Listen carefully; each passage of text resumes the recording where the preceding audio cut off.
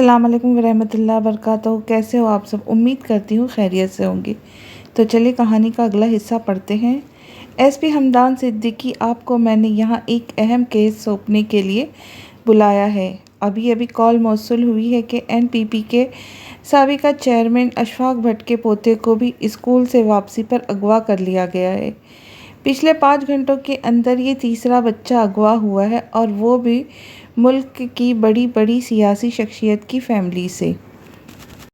مجھے پورا یقین ہے سر، یہ کام بلیک اسٹارز گینگ کے لوگ ہی کر رہے ہیں، اپنے لیڈرز کو آزاد کروانے کے لیے۔ شبیر چوہان جیسی اتنی بڑی سیاسی جماعت کے شخصیت کو قتل کے بعد ملک کے حالات ناقابل یقین حد تک خراب ہو چکے، جنہیں ٹھیک کرنے کی ذمہ داری میں آپ کو اور آپ کی ٹیم کو دے رہا ہوں۔ یہ سارا ایریا ہمارے انڈر آتا ہے۔ یہاں اب مزید کسی قسم کا نقصان نہیں ہونا چاہیے۔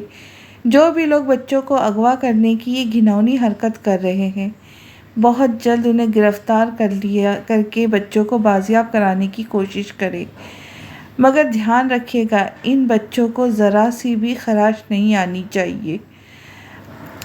اے آئی جی صاحب شہر کے خراب ہوتے حالات کو دیکھ شدید پریشانی کا شکار ہوئے تھے۔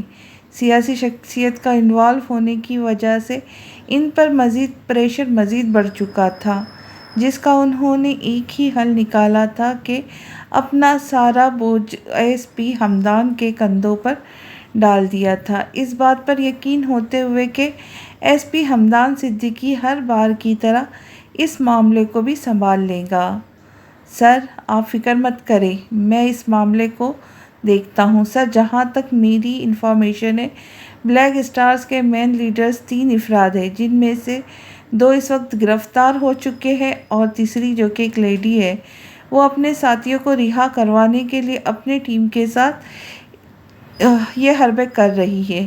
اگر یہ ہمارے ہاتھ لگ جاتی ہے تو بلیک اسٹارز گینگ کا خاتمہ یقینی بنایا جا سکتا ہے۔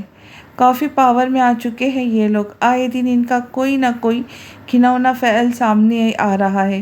اتنی بڑی سیاسی شخصیت کو پہلے دھمکانا، پھر اتنی سخت سیکورٹی کے بیچ اس کے گھر میں گھس کر اسے جان سے مارنا کوئی چھوٹی بات نہیں ہے۔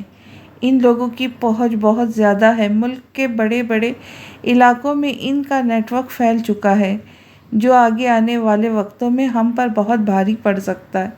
سر، اگر ان کی اس تیسری گینگ لیڈر کو جان سے مارنے کا وارنٹ مل جائے تو زیادہ بہتر ہوگا، ورنہ یہ لوگ اسی بات کا فائدہ اٹھا کر ہر بار بہت قریب پہنچ کر ہمارے ہاتھوں سے بچ نکلتے ہیں۔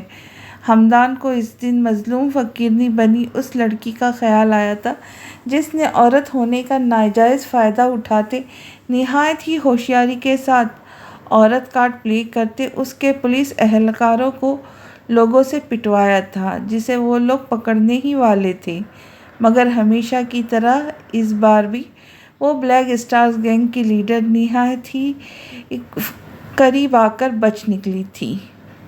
میں نے ابھی اے آئی جی صاحب سے بات کی ہے، مگر ان کے مطابق بلیک اسٹارز کا ایک بہت بڑا نیٹ ورک ملک میں پھیلا ہوا ہے، جسے ختم کرنے کے لیے ان کے تینوں لیڈرز کا زندہ پکڑا جانا انتہائی ضروری ہے، تبھی ہم پورے نیٹ ورک کو ختم کر سکتے ہیں۔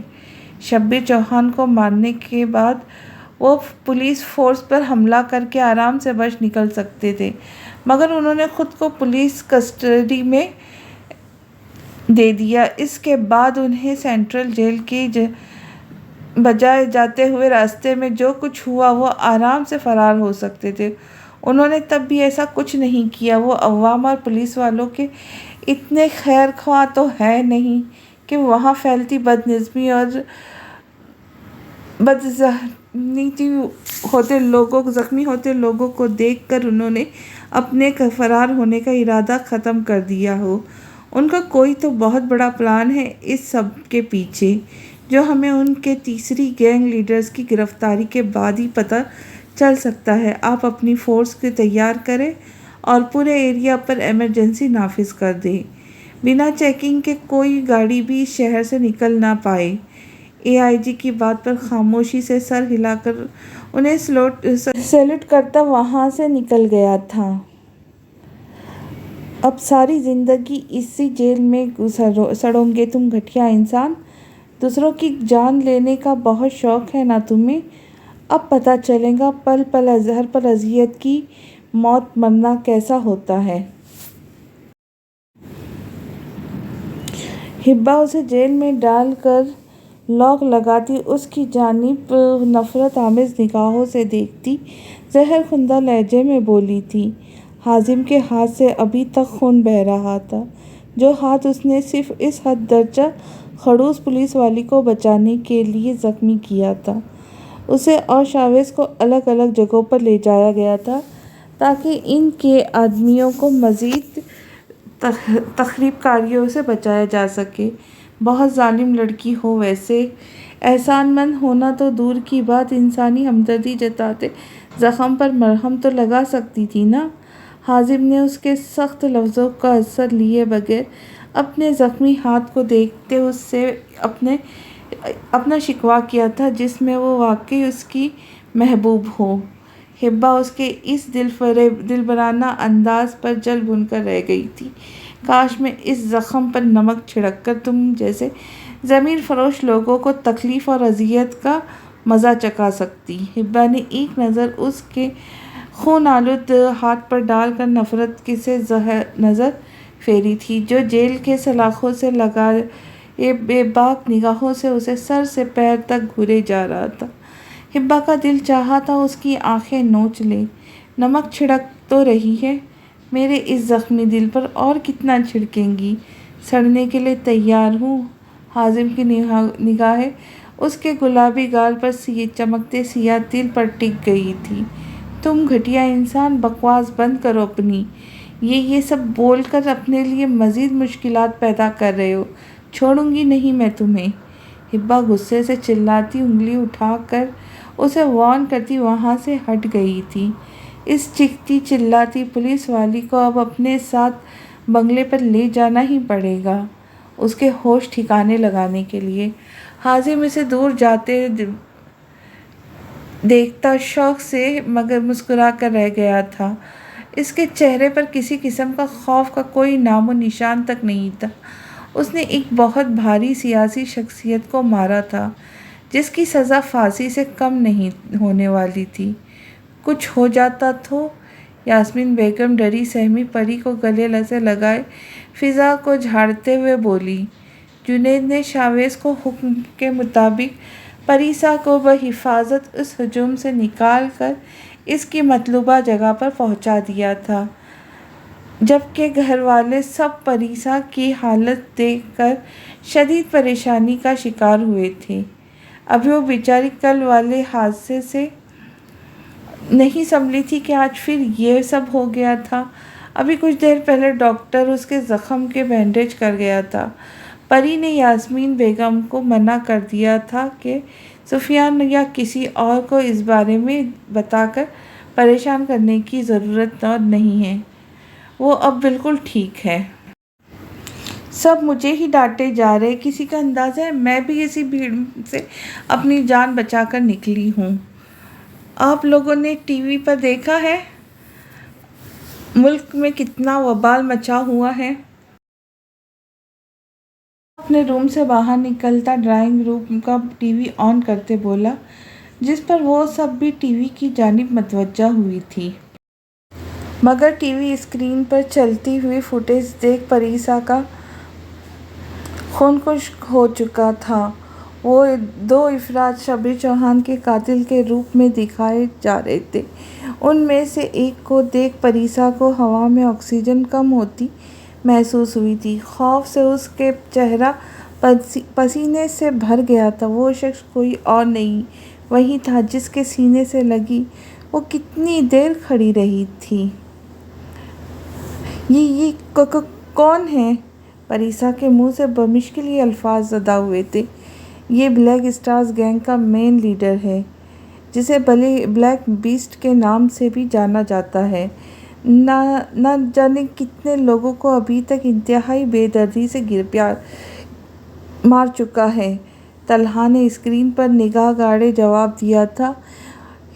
سب ٹی وی کی جانب متوجہ ہونے کی وجہ سے اس کی خوف سے فک ہوتی نگاہیں نہیں دیکھ پائے تھے۔ ٹی وی اسکرین پر بار بار انہی لوگوں کو دکھایا جا رہا تھا جب اچانک پریسا کی نظر اس شخص کے دائیں ہاتھ کی پشت پر بنے نشان پر پڑی تھی جس کے ساتھ ہی اسے بہت کچھ یاد آ گیا تھا۔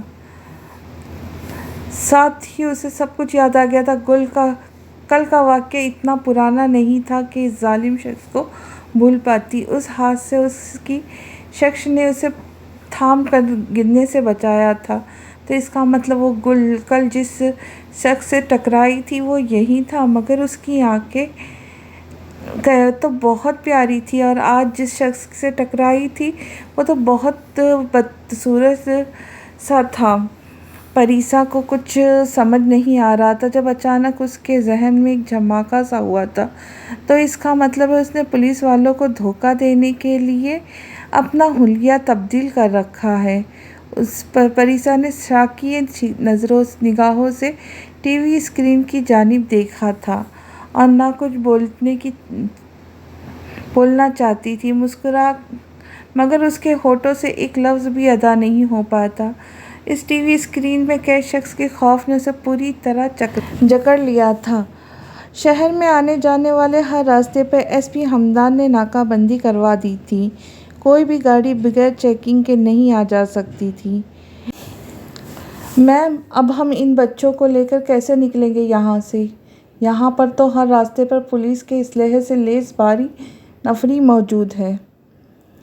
کیپٹن جنید روم میں داخل ہوتا پریشانی سے مخاطب ہوا تھا، جہاں محروسہ باقی بچوں کے ساتھ ابھی کچھ دیر پہلے ہیلتھ منسٹر کے 5 سال کے بیٹے کو اغوا کر کے لے آئی تھی، مگر اس کمرے کا منظر دیکھ کر کہیں سے بھی نہیں لگ رہا تھا کہ ان شاہانہ انداز میں بیٹھ کر چپس کھاتے اور کارٹون دیکھتے بچوں کو یہاں اغوا کر لایا گیا ہے۔ آپ بھی آئیں نا، ہمارے ساتھ بیٹھ کر کارٹون دیکھیں۔ محروسہ جنید کی بات سننے اٹھ کر اس کے پاس جانے لگی تھی جب منسٹر کے بیٹے حمزہ نے اس کا ہاتھ پکڑ کر روکا تھا، جبکہ جنید یہ منظر دیکھ اتنی ٹینشن میں بھی مسکرائے بغیر نہیں رہ سکا تھا۔ محروسہ کنول جیسی لڑکی اس نے آج تک نہیں دیکھی تھی، جو چٹکیوں میں دوسروں کے دلوں میں گھر بنانا جانتی تھی۔ نہ جانے کیا جادو تھا اس میں کہ جس سے ملتی تھی اسے اپنا گرویدہ بنا لیتی تھی۔ ضرور، میں دیکھوں گی آپ کے ساتھ، مگر ابھی ہم نے جو پلان بنایا اس کو بھی تو پورا کرنا ہے نا۔ ہم آپ کے ماما بابا کے ساتھ چور پولیس والا جو کھیل کھیل رہے، اس کے لیے تو باہر جانا پڑے گا۔ آپ لوگ یہیں بیٹھیں، میں ابھی آتی ہوں۔ محروسہ انہیں پیار جتا رہی تھی۔ مجھے تو یہی ڈر ہے۔ محروسہ انہیں پیار کرتی جنید کے پاس آئی تھی۔ جس طرح آپ ان پر پیار جتا رہی ہیں، مجھے تو ڈر ہے ان بچوں نے اپنے ماں باپ کو پہچاننے سے انکار کر دینا ہے، پھر ایک نیا کیس بن جائے گا بلیک اسٹارز گینگ پر۔ جنید کی بات پر محروسہ دھیرے سے مسکرا دی تھی۔ بہت پیارے بچے، میں نہیں چاہتی ان کے دماغوں پر اس بات کا ذرا سا بھی اثر ہو کہ انہیں اغوا کیا گیا ہے۔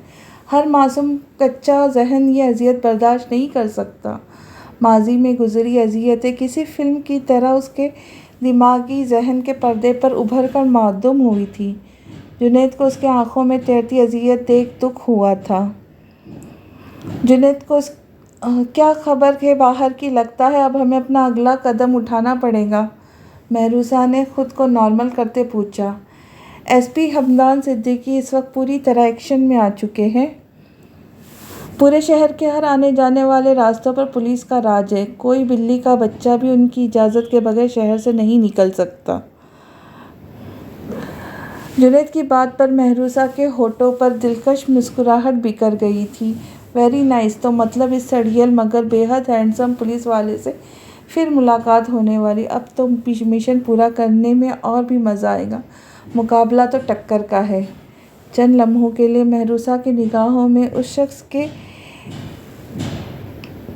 تیکھے نقوش سجا خوبرو چہرہ آن ٹھہرا تھا۔ اگر پکڑے گئے تو سنا ہے ایس پی ہمدان صدیقی کو آج تک کبھی کسی کیس میں ناکامی حاصل نہیں ہوئی۔ جنید نے اسے متوقع خطرے سے آگاہ کرنا چاہا۔ وہ اس لیے کیونکہ ایس پی ہمدان صدیقی اب کی بار صرف مہروسہ کنول کے ہاتھوں ہی لکھی ہوئی ہے۔ مہروسہ کا کانفیڈنس لاجواب تھا۔ وہ آگے بڑھ کر منسٹر کے بیٹے حمزہ کو نہایت ہی پیار سے اپنا پلان سمجھاتی وہاں سے نکل آئی تھی۔ واؤ، ہم بالکل ٹھیک وقت پر ٹھیک جگہ پہنچے ہیں۔ فیصل کو کہو اپنی ٹیم کے ساتھ پچھلی طرف بالکل تیار رہے۔ میرے ساتھ چھوٹا بچہ ہوگا، غلطی کی کوئی گنجائش نہیں ہونی چاہیے۔ مہروسہ جنید کو گاڑی ناکے سے ذرا فاصلے پر روکنے کا کہتی پوری ہدایت دیتے باہر نکلی تھی۔ اسے اطلاع ملی تھی کہ ایس پی ہمدان اس وقت اسی ناکے کے دورے پر ہے، اس لیے وہ سیدھا ادھر ہی آئی تھی۔ سامنے فل یونیفارم میں کھڑے ایس پی ہمدان صدیقی کو دیکھ مہروسہ کی آنکھیں جگمگا اٹھی تھیں۔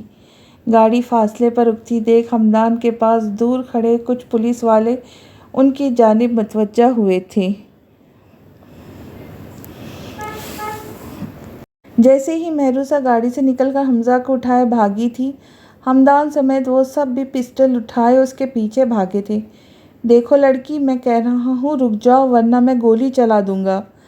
ایس پی ہمدان قریشی تیز قدموں سے چلتا اپنی ٹیم کے ساتھ مہروسہ کے پیچھے فوراً پہنچا تھا۔ حمزہ کو وہ دیکھ چکے تھے، مگر مہروسہ جس طرح وہاں پہاڑی کے قریب پہنچی کنارے پر جا رکی تھی۔ احتیاط کے پیش نظر ہمدان نے اپنے ساتھ ساتھ باقی ٹیم کو بھی آگے جانے سے منع کر دیا تھا۔ ایس پی صاحب، کافی بھولا ہے تو۔ تجھے ابھی بھی لگتا ہے کہ مہروسہ اپنی زندگی کی پرواہ ہوں گی تو مجھے گولی سے اڑانے کی دھمکی دے یا آگ سے جھلسانے کی۔ میں تیرے اس منسٹر کے بیٹے کو تب تک آزاد نہیں کروں گی جب تک تم لوگ ہماری مانگیں پوری نہیں کر دیتے۔ ہمارے لیڈر کو رہا کر دو، ہم بھی منسٹر کے بیٹے سمیت باقی سب بچوں کو بنا کوئی نقصان پہنچائے رہا کر دیں گے۔ اس اونچی چوٹی کے آخری سرے پر کھڑی مہروسہ 5 سال کے بچے کو اپنے آگے کھڑا کیے اس کی کنپٹی پر بندوق تانے ہوئے تھی۔ سیاہ بالوں کو جوڑے میں باندھ کر کس کر سیاہ اسکارف میں لپٹے، سیاہ نیوی بلو ٹراؤزر شرٹ میں ملبوس، باریک سی نوز پن اور کاجل سے بھری سیاہ آنکھیں، یہ لڑکی اس وقت پوری طرح ایک اغوا کار کا روپ اختیار کر چکی تھی۔ کسی قاتل حسینہ سے کم نہیں لگ رہی تھی، جس نے صرف اپنے ساتھی کو چھڑوانے کے لیے 24 گھنٹوں میں ملک کے بڑے بڑے سیاسی شخصیت کے بچوں کو اپنے قبضے میں لے کر ان تک یہ بات پھیلا دی تھی کہ اگر اس کے ساتھی کو نہ چھوڑا گیا تو وہ ان بچوں کو مار دیں گی۔ سوشل میڈیا پر اس خبر نے ہلچل مچا کر رکھ دی تھی۔ ہمیشہ کی طرح یہ مشکل ترین case S P Hamdan Qureshi کو سونپا گیا تھا، جو اپنی ذہانت استعمال کرتا چند گھنٹوں میں ہی مہروسہ تک پہنچ گیا تھا۔ مگر مہروسہ کی لال آنکھیں اسے بتا رہی تھی کہ اس لڑکی سے نپٹنا اتنا آسان نہیں تھا، جس کی آنکھوں میں مرنے کا ذرہ بھی ڈر نہیں تھا۔ وہ اپنی سیاہ آنکھیں اس کی آنکھوں میں ڈالے اسے چیلنجنگ انداز میں بولی، بچے کا اس سب میں کوئی قصور نہیں ہے، اسے چھوڑ دو۔ ہمدان مہروسہ کو باتوں میں الجھانے کی کوشش کرتا آگے بڑھا تھا، مگر مہروسہ اس کی وردی میں ملبوس رعبدار شخصیت پر فدا ہوتی اس کی اسمارٹنیس پر ہولے سے مسکرا دی تھی۔ کافی اچھے سے اپنی ڈیوٹی کرنا جانتے ہو ایس پی، مگر وہ کیا ہے نا، میں اپنے لیڈر سے بہت پیار کرتی ہوں، ان کی خاطر اپنی جان بھی دے سکتی ہوں۔ اگر ان بچوں کی سلامتی چاہتے ہو تو اگلے 2 گھنٹوں کے اندر میرے دونوں لیڈرز کو چھوڑ دو، ورنہ 2 گھنٹوں کے بعد ایک ایک کر کے ان بچوں کی لاشیں ملنا شروع ہو جائیں گی۔ شروعات میں یہیں سے کر رہی ہوں، اور ہاں، زندگی رہی تو دوبارہ تم سے ملنے ضرور آؤں گی ایس پی، اس دل کو بہت بھا گئے ہو تم۔ مہروسہ ایس پی ہمدان اور اس کی ٹیم کو کچھ بھی سمجھنے کا موقع دیے بغیر آنکھ دبا کر ہمدان کی جانب شوق بھری آخری نگاہ ڈالتی بچے سمیت کھائی میں کود گئی تھی۔ शावेज सिकंदर को हाजिम से अलग दूसरे जेल में कैद किया गया था, जहां उसके जेल के बाहर 3 अफराद उसकी एक एक हरकत पर नज़र रखे हुए थे। ब्लैक स्टार्स कितनी सफाई से अपना काम कर गुजरते थे, किसी को समझ तक नहीं लगती थी, इसलिए इस बार इन पर पहरा सख्त था। शावेज की सर्द निगाहें अपने हाथ पर लगे सुर्ख खून पर पड़ी थी। जिस रंग से उसे शदीद नफरत थी, वो इस रंग को अपने आसपास बर्दाश्त नहीं कर सकता था। उसने शदीद गुस्से के आलम में अपने हाथ को ज़मीन पर ज़ोर से रगड़ते वो सुर्ख दाग हटाने चाहे थे, मगर वो दाग खुश्क हो जाने की वजह से ऐसा करने से नहीं हटे थे। उसने जेल में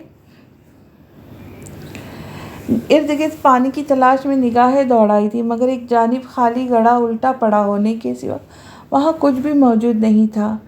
शावेज की कुशादा पेशानी पर सिलवटों का जाल नुमाया हुआ था। पानी ला कर दो मुझे। वो इस वक्त जेल की सलाखों के साथ कमर टिकाए बैठा था। सर्द आवाज़ में उसने बाहर खड़े जेलर को मुखातिब किया था। अंदाज ऐसा था जैसे अपने मुलाजिम को ऑर्डर दे रहा हो। तुम लोगों ने सुना नहीं मैंने क्या बोला अभी? अब की बार वो भारी लहजे में चबा चबा कर लफ्ज़ अदा करते बोला था। हमें कोई भी चीज़ अंदर देने की इजाज़त नहीं, चाहे वो खाने पीने की चीज़ ही क्यों ना हो। उसके पीछे खड़े जेलर ने उसके ऐसी अंदाज में जवाब दिया था जिसे सुनते शावेज सिकंदर ने सख्ती से मुट्ठियाँ भींच ली थी।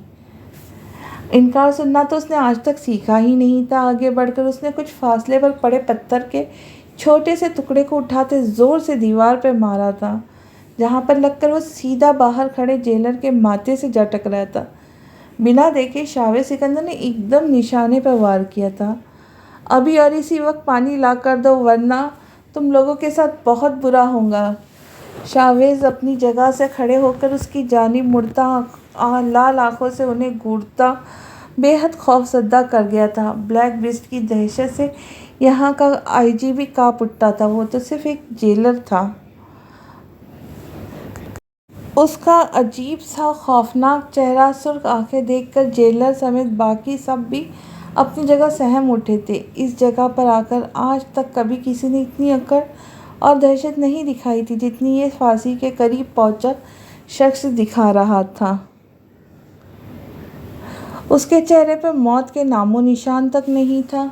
उसके चेहरे के बिगड़े जाविये बता रहे थे कि उसे ये जेल किस कदर बुरी लगी थी, और उसके रहने की शायान शान बिल्कुल भी नहीं थी। जेलर ने भाग कर आते एक मिट्टी के प्याले में से पानी दिया था। जेलर तो यही समझा था ये शख्स प्यास की वजह से ऐसा कर रहा है। उसे पानी अपने हाथ पर गिराकर हाथ को रगड़ते देख वो जेलर अंदर ही अंदर पेजोताब खाकर रह गया। उसका दिल तो चाहा था जेल के अंदर जाकर इस उल्टी खोपड़ी वाले मुजरिम की भी वैसी ही धुलाई करे जैसे वो यहाँ आए पहले मुजरिमों के साथ सलूक करता था, मगर शावेज सिकंदर का कसरती वजूद देख वो सब सोच कर ही रह गया था।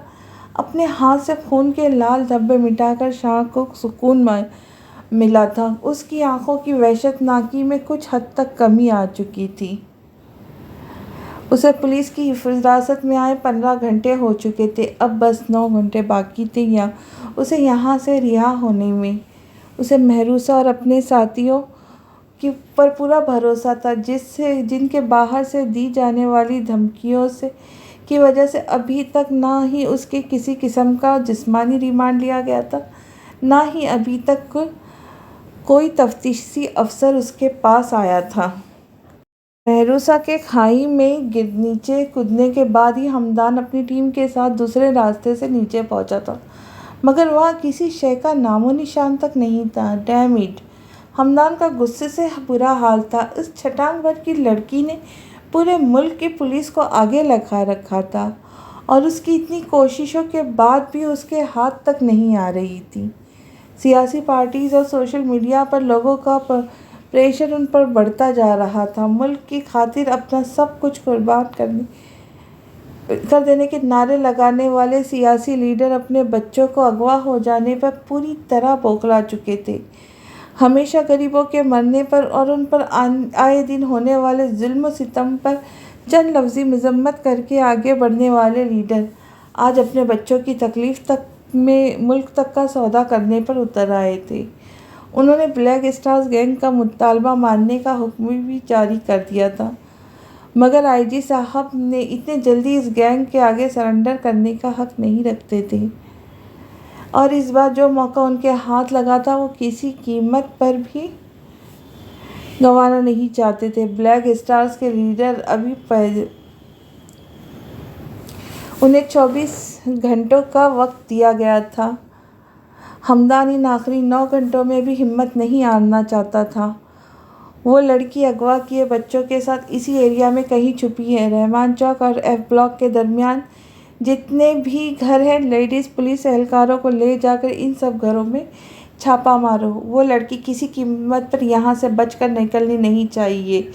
ہمدان وائرلیس پر سب کو آرڈر دیتا خود بھی وہاں سے نکل آیا تھا۔ کیا ہوگا آگے؟ کیا پریشا ثبوت پولیس کو دے پائیں گی اس شاویز کے خلاف، یا مہروزہ دونوں اپنے دونوں ساتھیوں کو بچانے میں کامیاب ہوں گی؟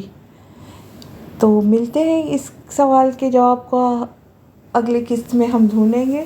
تب تک کے لیے اجازت دیجیے۔ خوش رہے خوشیاں بانٹے۔ میرے چینل کو سبسکرائب نہ کرنا بھولے اور بیل آئیکن کا بٹن بھی ضرور پریس کریں تاکہ میری آنے والی ویڈیو آپ تک جلد از جلد پہنچ سکے، اور اپنے ان اچھے اچھے خیالات سے ضرور ہمیں آگاہ کیجیے۔ تو چلیے ملتے ہیں۔ اللہ حافظ۔